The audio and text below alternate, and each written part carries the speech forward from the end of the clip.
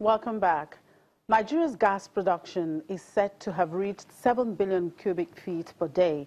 Well, the Group Managing Director of NNPC, Dr. Merkanti Baru, who made this known in Lagos during a gas roundtable organized by Nigerian Gas Association, noted that 1.2 billion cubic feet per day of the total production is used for domestic purpose like powering of plants and industries. 3.3 billion cubic feet per day is exported by the Nigerian liquefied natural gas, while 2.7 billion cubic feet is re-injected into operations. What does this mean for the economy? Let's bring in a research analyst with financial derivatives company, Adim Okwese, to talk to us about this. Good afternoon, Adim. Thank you very much for joining us.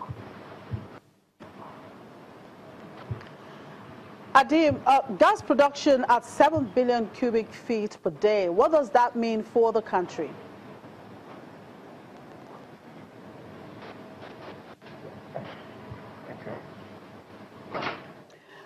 Well, I guess technology seemed to be disappointing us today, but we move on. Angola's liquefied natural gas LNG export plant has launched a tender to sell a cargo loading between October 31 and November 2.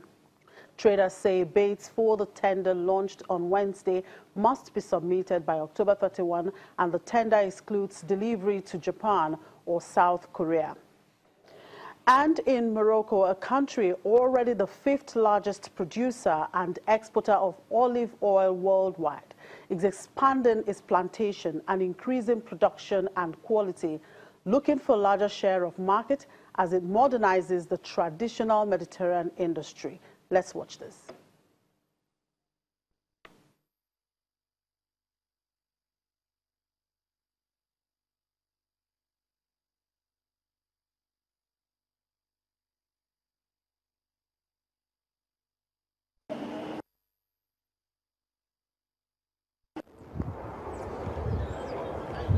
The broad fields of this community are bursting with the fruit of one of the most recognizable products of the Mediterranean, olives. The area is densely planted with olive trees, and more are planned as the traditional industry improves production methods and quality.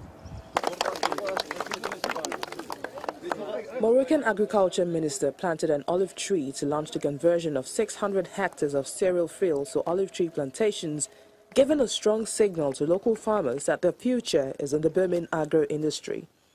We nearly reached 1.1 million hectares of land planted with olive trees, and our objective is to reach 1.3 million hectares. Today, our olive production reached 1.56 million tons. Some of this production will be transformed into olive oil, and we will export between 40 and 50,000 tons a year.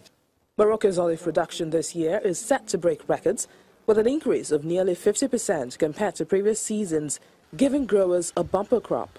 The high production is a result of good sanitary conditions in the national olive growing orchards and also of investments in the sector. A national agricultural development strategy known as Morocco Green Plan set up 21,000 hectares of new plantations between September 2016 and September 2017. Today, there are other countries that are starting to produce, such as Chile, Argentina, Australia, New Zealand, Saudi Arabia, and Pakistan. This means that everybody is interested in producing olives, but we have to preserve the label of the Mediterranean olive that should be preserved. This is why we are working with our Mediterranean counterparts to have a Mediterranean olive oil label. The Meknes region of Morocco has grown olive trees since Roman times. Today, it produces no less than 22 brands of award-winning extra virgin oils. Whilst Morocco is not yet competing with Spain and Italy, the two superpowers of the olive industry, the country's professionals are looking to a fruitful future.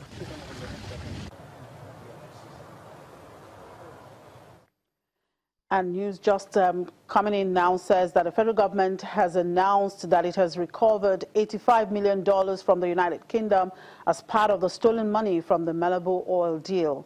The Attorney General and Minister of Justice, Abubakar Malami, disclosed this at the ongoing consultative meeting on assets recovery in Abuja, but he is worried about the non-compliance attitude of some countries that are still holding on to stolen assets, despite several treaties signed with the federal government to facilitate the return of stolen assets. We move on now to Ivory Coast. That country will offer 22 new blocks for hydrocarbon exploration at its next licensing round. The presentation, unveiled at an Ivorian road show on the sidelines of an African oil conference, shows 22 are to be promoted, all but one of them is offshore.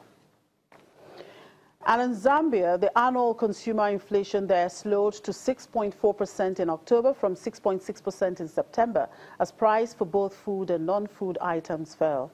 Data from the Central Statistical Agency shows that on a month-on-month basis, inflation rose by 0.4% after rising 0.3% in the prior month.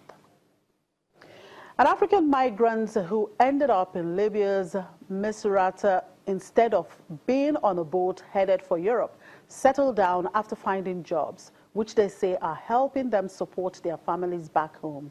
These temporary jobs can earn a migrant between 80 and 150 dinars per day, enough to cover their living expenses and even send some money back home to their families. In the Misrata Street, commonly known as Workers' Lane, dozens of African migrants line the side of the road at the crack of dawn, waiting to find work.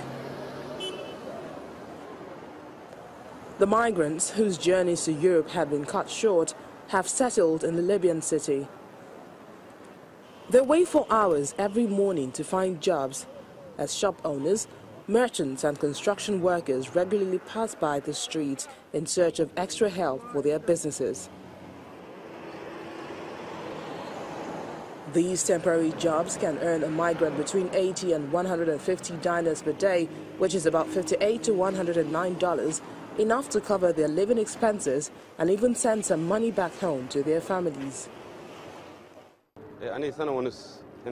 I've been doing this every morning for around a year and a half, where I wait here for an hour or two to find work. Sometimes I find work and money becomes available, but other times I don't find work or make money. But generally I'm doing fine, thank God.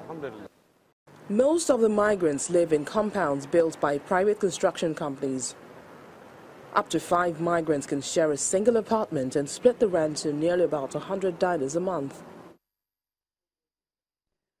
And just before we go, the news coming in says that the federal government has announced that it has recovered $85 million from the United Kingdom as part of the stolen money from the Malibu oil deal. The Attorney General and Minister of Justice, Abubakar Malami, disclosed this at the ongoing consultative meeting on assets recovery in Abuja, but he is worried about the non-compliance attitude of some countries that are still holding on to stolen assets, despite several treaties signed with the federal government to facilitate the return of stolen assets. And that's a wrap on the program. Thank you very much for watching. I'm Chimezi Obi. You're welcome.